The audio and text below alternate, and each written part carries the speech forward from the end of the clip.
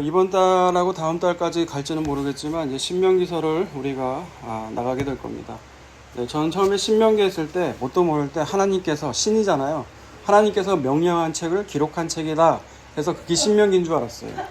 그런데 한자로 보니까 그게 아닌 걸 알게 됐거든요. 이 신자가 되풀이하다, 다시 신자더라고요. 네, 그리고 하나님 명령할 때 그 명자거든요. 그래서 하나님의 말씀, 하나님의 명령, 율법을 되풀이해서 기록한 책이 뭐냐? 그게 바로 신명기라는 거예요. 그래서 모세가 시내산에서 그 율법을 받았잖아요. 그 율법을 단순히 재탕하는 게 아니에요. 지금 신명기 말씀을 듣는 사람들은 출애굽 1세대일까요? 2세대일까요? 2세대예요. 출애굽 1세대는 광야에서 다 죽고 출애굽 2세대를 상대로 해서 지금 이들이 눈앞에 보이는 그 가나안을 향해서 들어가기 전에 모세를 통해서 하나님께서 다시 말씀을 들으라고 하시는 거예요. 그래서 신명기 구조를 보게 되면 이 신명기는 모세의 세 편의 설교로 돼 있어요. 그것도 과거, 현재, 미래 시간 순으로 되어 있다는 거죠. 먼저 서론을 포함한 1장에서 4장까지는 모세가 과거를 회상해요. 광야 40년 동안에 지나온 일들을 회상하면서 몇 가지 사건들을 얘기를 하고 있죠. 그리고 5장에서 28장까지는 십계명을 시작해서 하나님이 말씀하신 규례와 명령들에 대해서 자세히 또 설명하고 있어요. 그리고 마지막 29장에서 34장까지는요.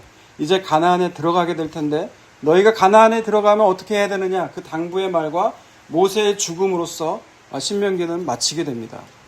그리고 오늘 본문은 이 중에서 신명기 서론에 해당하는 신명기서 1장 1절에서 8절 말씀이거든요. 먼저 우리 말씀을 읽기 전에 지도를 한번 볼까요? 지도를 한번 보여주세요. 지도를 봐야 여러분이 좀 이해가 하거든요. 예, 이들은 출애굽에서 애굽에서 나왔죠. 지금 화살표 표시가 된 데가 이들이 광야 40년 동안 어떻게 어느 여정으로 떠났는지를 쭉 얘기하고 있는 거예요. 지금 모세가 서 있는 자리는 어디냐면요. 지금 모압이라고 표현된 데 있죠. 이쪽 모압 평야. 그러니까 요단 동쪽이거든요.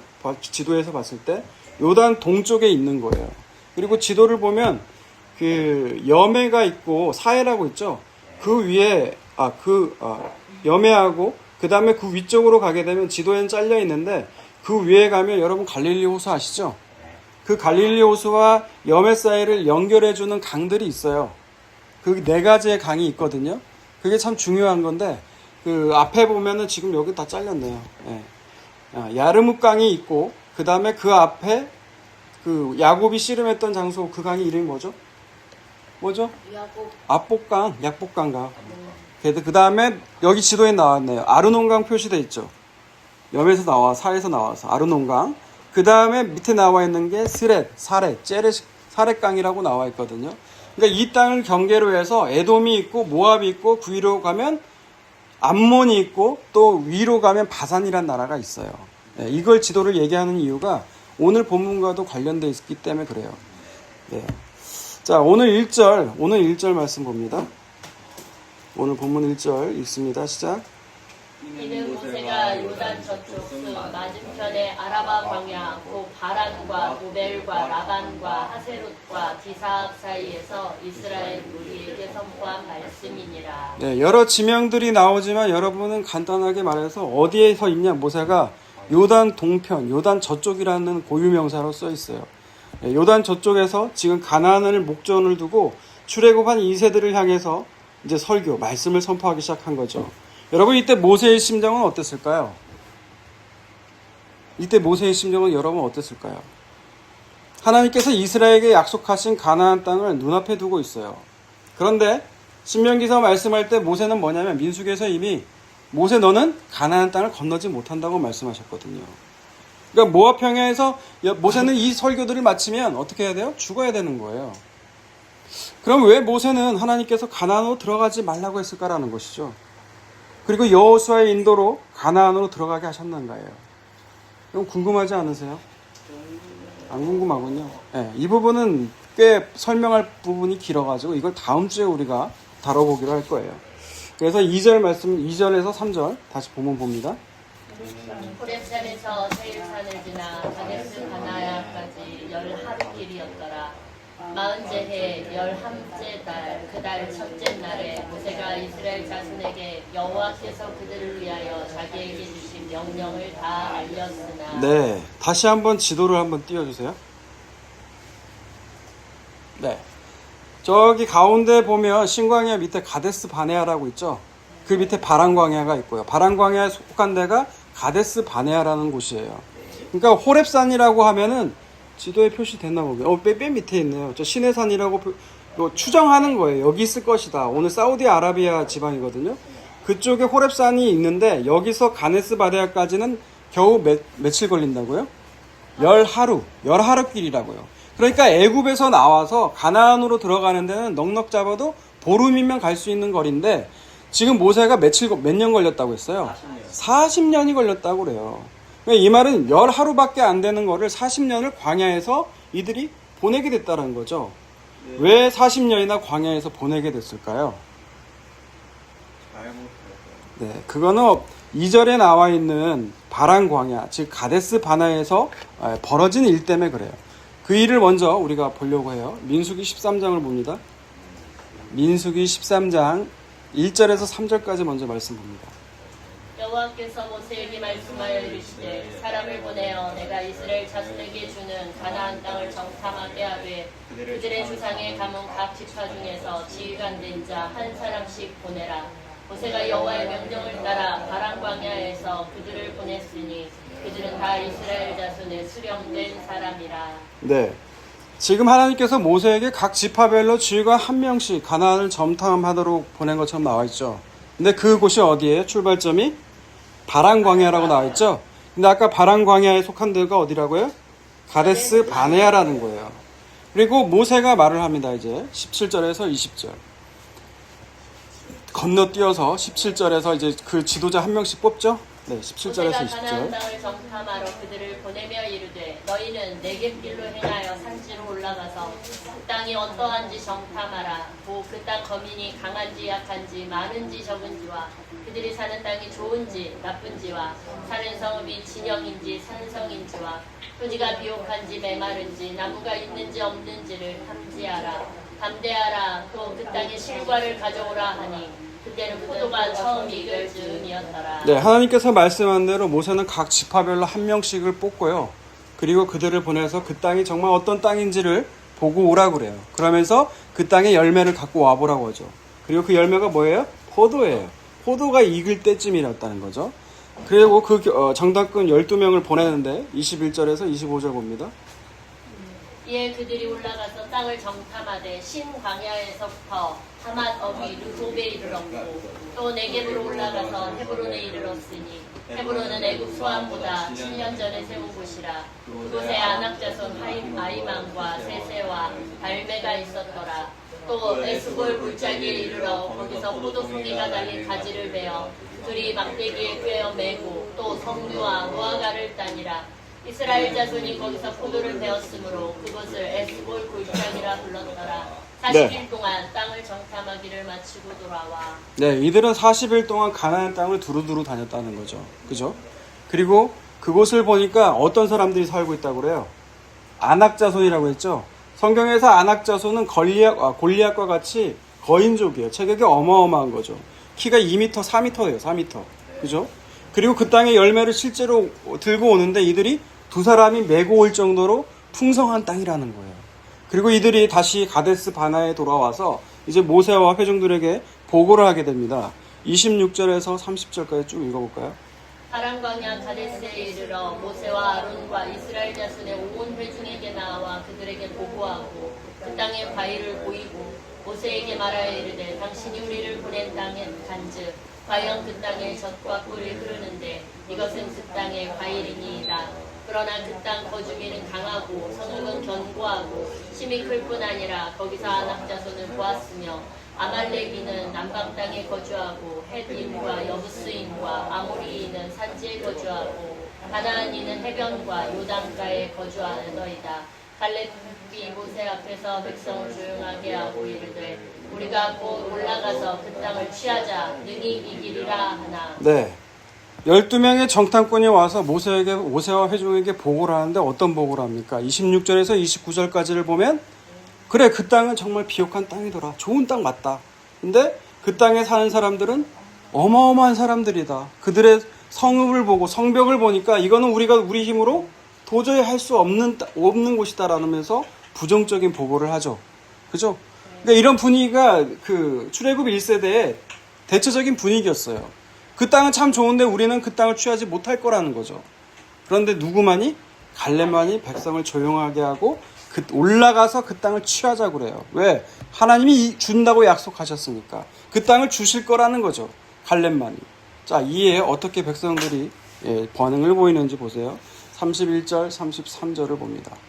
그와 함께 올라갔던 사람들은 이르되 우리는 능히 올라가서 그 백성을 치지 못하리라. 그들은 우리보다 강하니라 하고 이스라엘 자손 앞에서 그 정탐한 땅을 악평하여 이르되 우리가 두루 다니며 정탐한 땅은 그 거주민을 삼키는 땅이요 거기서 본 모든 백성은 신장이 장대한 자들이며 거기서 네피리 후손이 아낙 자손의 거인들을 보았나니 우리는 스스로 보기에도 메뚜기 같으니 그들이 보기에도 그와 같았을 것이니라. 네, 갈렙이 분명히 말하죠. 하나님께서 이 땅을 주실 것이다. 우리가 능히 이길 수 있다라고 믿음의 말을 하지만 회중들은 어때요? 회중들은 오히려 그 땅을 더 깎아내리는 거죠. 그 땅은 우리를 삼키는 땅이라는 거예요. 하나님 주시기로 했지만 그거 도저히 못 믿기겠다는 거죠. 우리는 그 땅 들어가면 죽는다는 거예요. 우리는 그들 보기에 메뚜기와 같다는 거죠. 자, 이제 14장으로 넘어가게 되면 이제 극명하게 갈립니다. 하나님이 어떻게 말씀하시는지 14장 1절에서 4절을 봅니다. 온 회중이 소리를 높여 부르짖으며 백성이 밤새도록 통곡하였더라. 이스라엘 자손이 또 다 모세와 아론을 원망하며 온 회중이 그들에게 이르되 우리가 애굽 땅에서 죽었거나 이 광야에서 죽었으면 좋았을 것을 어찌하여 여호와가 우리를 그 땅으로 인도하여 칼에 쓰러지게 하려 하는가. 우리 처자가 사로잡히리니 애굽으로 돌아가는 것이 낫지 아니하랴. 이에 서로 말하며 우리가 한 지휘관을 세우고 애굽으로 돌아가자 하네. 온 회중들이 어떻게 말을 해요? 모세와 아론을 원망해요. 사실 모세와 아론을 원망하는 건 누구를 원망하는 거예요? 하나님이죠. 눈에 보이지는 않는 하나님은 원망하려고 해야 반응을 벌 수가 없으니까 눈에 보이는 모세와 아론을 원망해요. 왜 우리를 여기서 죽게 하냐는 거죠. 차라리 지금이라도 지휘관을 세워서 우리가 애굽으로 돌아가자는 거예요. 여기에 이제 하나님 말씀하십니다. 6절에서 9절. 그 땅을 정탐한 자 중 눈의 아들 여호수아와 여분의 아들 갈렙이 자기들의 옷을 찢고 이스라엘 자손의 온 회중에게 말하여 이르되 우리가 두루 다니며 정탐한 땅은 심히 아름다운 땅이라. 여호와께서 우리를 기뻐하시며 우리를 그 땅으로 인도하여 들이시고 그 땅을 우리에게 주시리라. 이는 과연 젖과 꿀이 흐르는 땅이니라. 다만 여호와를 거역하지는 말라. 또 그 땅 백성을 두려워하지 말라. 그들은 우리의 먹이라. 그들의 보호자는 그들에게서 떠났고 여호와는 우리와 함께 하시느니라. 그들을 두려워하지 말라 하나. 네, 9절까지 읽었죠? 네, 9절까지를 보게 되면 그 출애굽 1세대 중에서 2명, 누구죠? 여호수아와 갈렙만이 믿음으로 그 땅을 차지하자는 거예요. 두려워하지 말라는 거예요. 왜? 하나님이 우리와 함께 하시지 않냐는 거죠. 광야 생활 내내 하나님께서 우리를 어떻게 대하셨는가를 잊지 말라는 거예요. 그런데 대부분의 회중들은 뭐예요? 두려워하고 믿지를 못했다는 거죠. 하나님이 약속하신 땅은 바로 믿음으로 가야 되는 땅인데 그러지를 못했다는 거예요. 그래서 하나님이 이들의 원망과 불평의 소리를 들으시고 나타나셔서 분노하시죠. 그리고 이들을 다 진멸하려고 하세요. 그 자리에서. 그러나 모세의 그 중재하는 그 기도를 소리를 들으시고 하나님 멈추시고 이제 말씀하시는 거예요. 22절에서 24절을 보세요.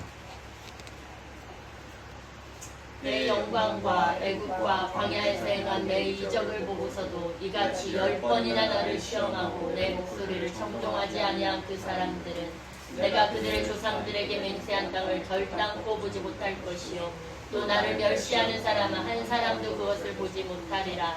그러나 내 중 갈렙은 그 마음이 그들과 달라서 나를 온전히 따랐은즉 그가 갔다 온 땅으로 내가 그를 인도하여 드리리니 그의 자손이 그 땅을 차지하리라. 네, 여기에서 하나님께서 왜 이들이 광야에서 40년 동안을 보내야 했던 이유가 밝히 나와 있죠. 이들은 그러니까 출애굽 1세대들은 애굽에 있을 때 10가지 재앙을 이미 봤어요. 그리고 바다 홍해가 갈라지는 것도 봤고요. 광야에서 길을 잃지 않도록 하나님 보호하시려고 그들을 구름 기둥, 불 기둥으로 보호하신 것도 봤어요. 아무것도 없는 그 광야에서 하나님 물을 주시고 하늘에 양식이 없어 하늘에서 만나를 주신 그 경험한 세대가 1세대예요. 그런 이들이 하나님께서 그들의 조상 아브라함과 이삭과 야곱에게 주시기로 맹세한 땅을 들어가 차지하라고 말씀하셨음에도 불구하고 이들은 정탐꾼들의 보고를 듣고 들어가기를 거부했다는 거죠. 다시 애굽으로 돌아가자는 거예요. 애굽으로 돌아간다고 하는 건 다시 세상으로 돌아가자는 얘기와 같아요. 하나님 말씀이 불순종한 거죠. 그래서 하나님이 이들을 어떻게 해요? 광야에서 다 죽이시는 거예요. 이들이 정탐한 그 40일을 하루를 1년으로 쳐가지고 40년 동안 광야에서 뱅글뱅글 돌게 하신 거예요. 근데 이 설교를 듣고 있는 사람은 누구라고요? 2세대예요. 그럼 하나님 무슨 말씀하고 싶으신 걸까요? 니들은 네 부모 세대가 내 말을 믿지 않고 불순종한 것처럼 하지 말라는 거죠. 내 말을 온전히 따른 그 갈렙과 여호수아처럼 하나님의 약속을 믿고 나아가라는 거예요. 여러분, 광야에서 하나님께서 40년 동안 왜 이들을 보내게 하셨는지를 신명기에서는 또 기록하고 있거든요. 따로 신명기 8장을 보세요. 1절에서 3절 봅니다. 내가 오늘 명하는 모든 명령을 너희는 지켜 행하라. 그리하면 너희가 살고 번성하고 여호와께서 너희의 조상들에게 맹세하신 땅에 들어가서 그것을 차지하리라. 내 하나님 여호와께서 이 40년 동안에 내게 광야길을 걷게 하신 것을 기억하라. 이는 너를 낮추시며 너를 시험하사 내 마음이 어떠한지 그 명령을 지키는지 지키지 않는지 알려 하심이라. 너를 낮추시며 너를 줄이게 하시며 또 너도 알지 못하며 내 조상들도 알지 못하던 만나를 내게 먹이신 것은 사람이 떡으로만 사는 것이 아니요 여호와의 입에서 나오는 모든 말씀으로 사는 줄을 내가 알게 하려 하심이니라. 네, 신명기서에 보면 하나님께서 광야 40년 동안 너희를 걷게 하신 것을 기억하라는 거죠. 왜 그렇다고요? 이는 너를 낮추며 너를 시험해서 네 마음이 정말 어떠한지를 보라는 거예요. 지키는지 안 지키는지를. 그렇죠? 그리고 광야에서 하나님께서 어떻게 하세요? 너를 줄이게 하시며 너도 알지 못하는, 네 조상도 알지 못하는 만나를 먹이신 사건을 뭐라고 말을 해요? 사람이 떡으로만 사는 게 아니라는 거죠. 여호와의 입에서 나오는 모든 말씀을 사는 줄로 네가 알게 하려고 내가 이 광야 40년을 보내게 했다라는 거예요. 여러분, 이 말씀은 동일하게 예수님께서 광야에서 시험 받으실 때 어떤 말씀으로 이기세요? 여기에 기록된 신명기의 말씀으로 마귀를 물리치세요. 그죠? 그리고 4절에서 10절을 봅니다. 이 40년 동안에 내 의복이 헤어지지 아니하였고 네 발이 부르트지 아니하였느니라. 너는 사람이 그 아들을 징계함 같이 내 하나님 여호와께서 너를 징계하시는 줄 마음에 생각하고 내 하나님 여호와의 명령을 지켜 그의 길을 따라가며 그를 경외할지니라. 내 하나님 여호와께서 너를 아름다운 땅에 이르게 하시나니 그것은 골짜기든지 산지든지 시내와 군천과 샘이 흐르고 밀과 모리 위에 소산지요 포도와 무화과와 석류와 감람나무와 꿀의 소산지라. 네가 먹을 것이 모자람이 없고 내게 아무 부족함이 없는 땅이며 그 땅의 돌은 철이요 산에서는 동을 캘 것이라. 네, 하나님께서 광야 40년 동안 이스라엘 백성을 두게 하신 건요, 여러분, 벌이 아니었어요. 사실 뭐라고 표현되어 있어요? 징계라고 나와 있죠. 자녀가 잘못된 길을 가면 부모가 징계를 하죠. 여러분, 벌이라고 하면 어떻게 해야 돼요? 그 가데스 바네아에서 다 죽여야 돼요. 그 대가로 다 죽여야 된다고요. 그런데 하나님께서는 그 징계를 통해서 뭘 깨닫게 하시는 원호예요? 하나님 말씀으로 사는 것. 이 광야에서 하나님 말씀을 배우고 하나님을 의지하는 것, 그걸 배우기를 원하셨다라는 거예요. 그래서 16절을 보세요. 16절과 18절을 봅니다. 내 조상들도 알지 못하던 만나를 광야에서 내게 먹이셨나니 이는 다 너를 낮추시며 너를 시험하사 마침내 내게 복을 주려 하심이었느니라. 18절이요? 네 하나님 여호와를 기억하라. 그가 내게 재물 얻을 능력을 주셨음이라. 이같이 하심은 내 조상들에게 맹세하신 언약을 오늘과 같이 이루려 하심이니라. 네, 하나님께서는 광야 40년을 보내게 하신 것은 이스라엘에게 복을 주시려고 했다라는 거예요. 벌이 아니었다는 거예요. 징계를 통해서 하나님이 어떤 분이신지를 알게 하고 싶으셨던 것이죠. 그리고 하나님께서 어떻게 하나님의 말씀을 이루시는지 그 믿음을 주시기 위해서 어떻게 해요? 이 인생 광야를 허락하셨다라는 거예요. 그래서 그 신약에 넘어가면 그 광야 생활을 뭐라고 하냐면 광야 교회라고 하는 거예요. 하나님께서 징계하기를 원하셨고 깨닫기를 원하셨고 하나님의 약속을 오늘날 어떻게 이루시는가를 네가 그곳에서 경험하라는 것이죠. 그리고 모세가 이제 예시를 드는 거예요. 그러니 이제 그 약속을 믿고 나아가라는 거죠. 출애굽 2세대에게. 그리고 그 실제로 예를 들어요. 그게 4절에 나오거든요. 오늘 본문 4절을 봅니다. 1장 4절. 그때는 모세가 헤브론에 거주하는 아모리 왕 시온을 쳐 죽이고 에드레이에서 아스다롯에 거주하는 바산 왕 옥을 쳐 죽인 후라. 네, 여기에 보면 4절에 보면 두 왕이 기록되어 있죠. 헤스본에 거주하는 아모리 왕 시온과 바산 왕, 아까 맨 위쪽 얘기를 들었어요. 제가 에돔, 모압, 암몬 위에 바산, 그 바산 왕 옥을 쳐 죽인 사건을 4절에서 기록하고 있어요. 근데 재밌는 건요, 이 아모리 왕 시온과 바산 왕 옥을 물리친 사건이 여기 4절에만 기록된 게 아니라는 거예요. 1장을 넘어가서 2장 26절 이하를 보게 되면 헤스본 왕 시온을 친 일을 자세히 기록하고 있고요. 그 다음 3장 1절 이하에 보게 되면 바산 왕 옥을 물리친 일을 상세하게 기록하고 있어요. 모세의 첫 번째 설교 대부분을 아모리 왕 시온과 바산 왕 옥을 상대로 승리한 사건을 얘기하고 있다는 거죠. 근데 2장 3장에만 나오느냐? 아니에요. 4장 46절 47절 보세요. 요단 동쪽 벳불 맞은편 골짜기에서 그리하였더라. 이 땅을 헤스본에 사는 아모리 족속의 왕 시온에게 속하였더니 모세와 이스라엘 자손이 애굽에서 나온 후에 그를 쳐서 멸하고 그 땅을 기업으로 얻었고 또 바산 왕 옥의 땅을 얻었으니 그 두 사람은 아모리 족속의 왕으로서 요단 이쪽 해 돋는 쪽에 살았으며. 또 신명기 29장 7절을 보세요. 너희가 이곳에 올 때에 헤스본 왕 시온과 바산 왕 옥이 우리와 싸우러 나왔으므로 우리가 그들을 치고. 신명기 31장 4절이요. 또한 여호와께서 이미 멸하신 아모리 왕 시온과 옥과 및 그 땅에 행하신 것과 같이 그들에게도 행하실 것이라. 그러니까 모세의 세 편의 설교라고 했죠. 신명기는. 그렇죠? 이 세 편의 설교마다 누가 등장하는 거예요? 네, 아모리 왕 시온과 바산 왕 옥이 항상 등장하는 거예요.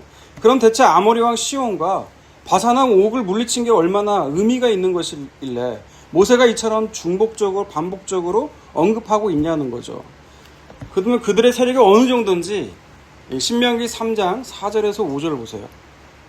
그때 우리가 그들에게서 빼앗지 아니한 성읍이 하나도 없이 다 빼앗았는데 그 성읍이 60이니 또 아르고 온 지방이요 바산에 있는 옥의 나라이니라. 그 모든 성읍이 높은 성벽으로 둘러있고 문과 빗장이 있어 견고하며 그 외에 성벽 없는 돌이 심히 많았느니라.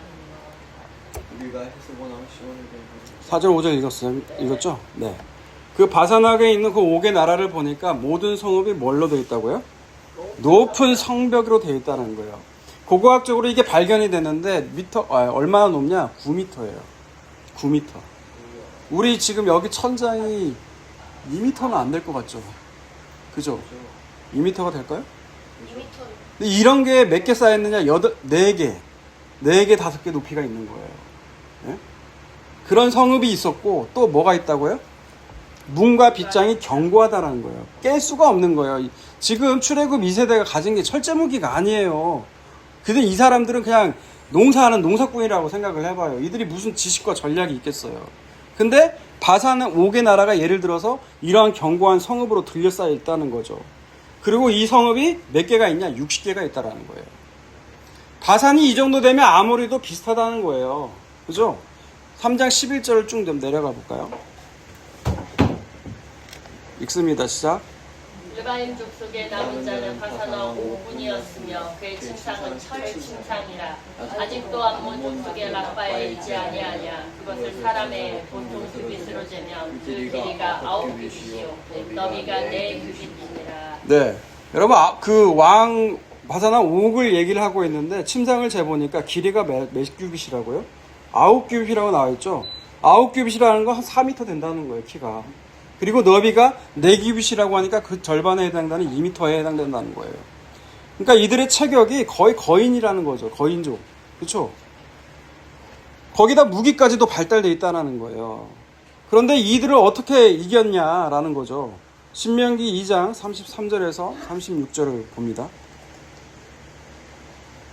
우리 하나님 여호와께서 그를 우리에게 넘기심에 우리가 그와 그의 아들들과 그의 모든 백성을 쳤고 그때 우리가 그의 모든 성읍을 점령하고 그의 각 성읍을 그 남녀와 유아와 함께 하나도 남기지 아니하고 진멸하였고 다만 그 가축과 성읍에서 탈취한 것은 우리의 소유로 삼았으며 우리 하나님 여호와께서 그 모든 땅을 우리에게 넘겨주심으로 아르논 골짜기 가장자리에 있는 아루엘과 골짜기 가운데 있는 성읍으로부터 이라까지 우리가 모든 성읍을 점령하지 못한 것이 하나도 없었으나 또 3장 2절을 보세요.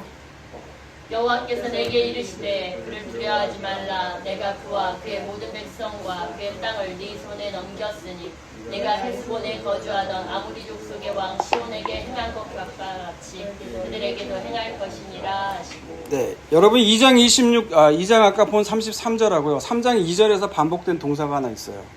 그게 무슨 동사인 줄 아세요? 넘기셨다라는 거예요. 하나님 그들을 넘기셨다라는 거죠. 이 넘기셨다는 동사가 히브리어로 나탄이라는 거예요. 나탄이라는 건데 뜻은 뭐냐? 영어로 하면 기부예요. 주셨다라는 거죠. 주었다라는 거죠. 그죠? 누구에게 멋뭇을 주었다. 그죠? 사형식 동사예요. 사형식 동사. 알겠어요?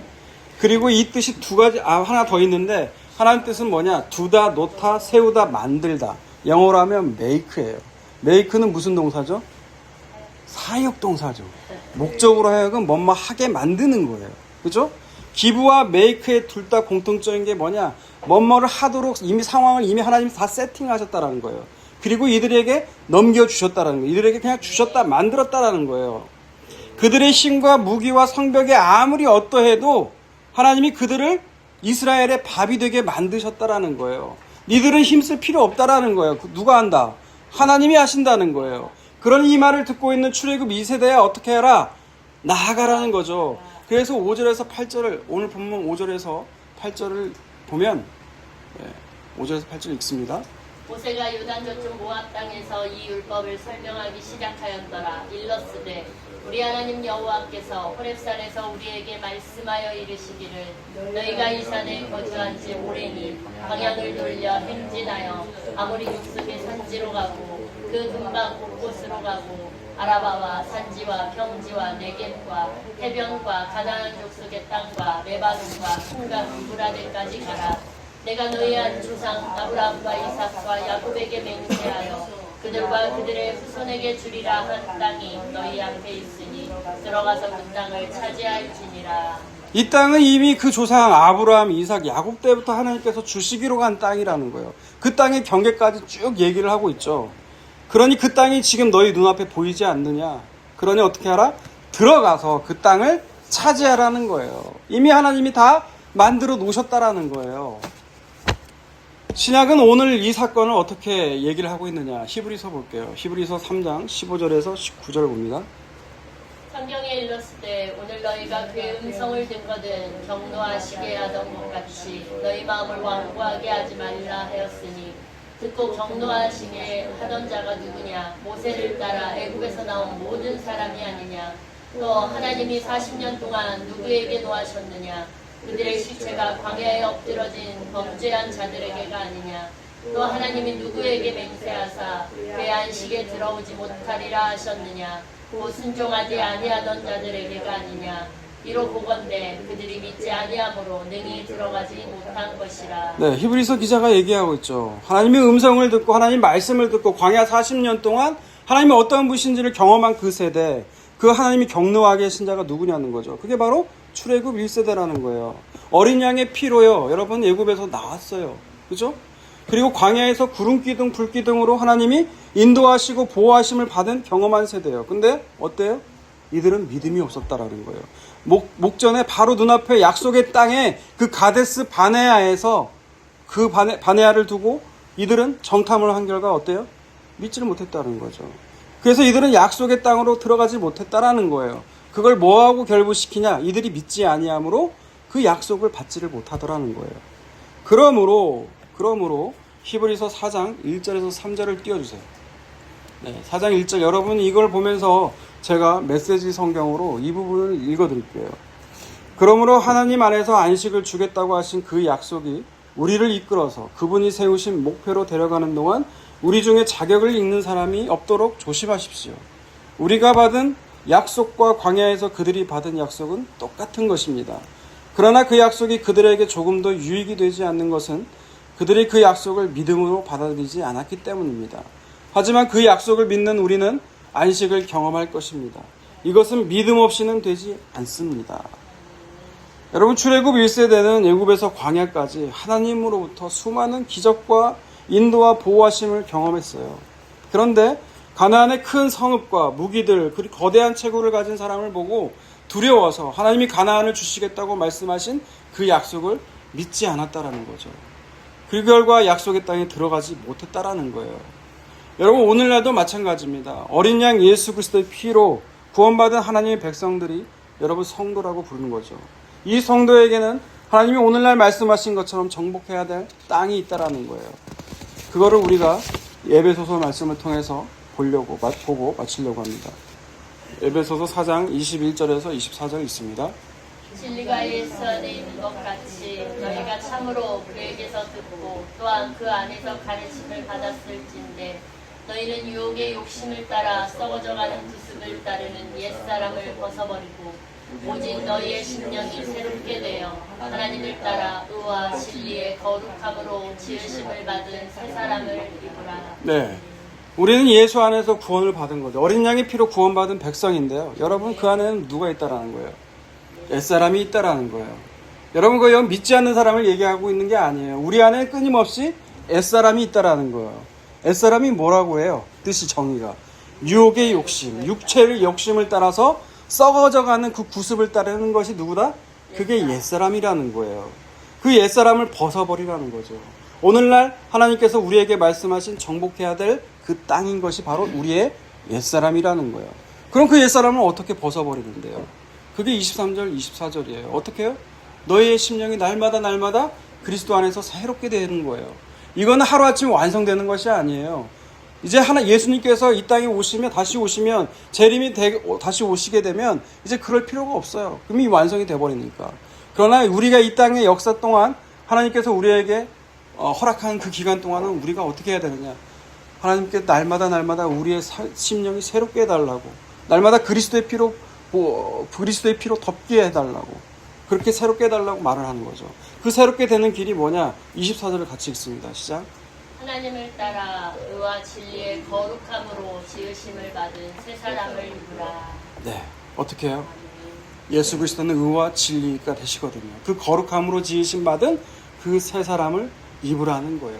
이거는 끊임없이 우리가 사는 날 동안 우리가 하나님께 간구할 내용이며 우리가 반드시 기억할 내용이라는 거예요. 그렇게 되어가는 저와 여러분이 다 되시기를 주님의 이름으로 축원합니다.